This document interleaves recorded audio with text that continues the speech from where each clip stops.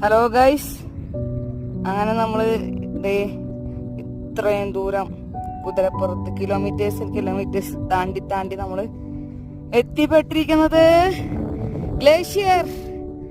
നമ്മുടെ ഫസ്റ്റത്തെ മഞ്ഞ് നമ്മൾ അടുത്ത് കാണുന്ന സീനാണിത്. നമ്മുടെ യാത്രയിൽ ആദ്യത്തെ മഞ്ഞ് നേരിട്ട് കാണുന്നു, തൊടുന്നു. അതാണ് ഈ മഞ്ഞ്. നമ്മള് മഞ്ഞെടുക്കാൻ പോവാണ്.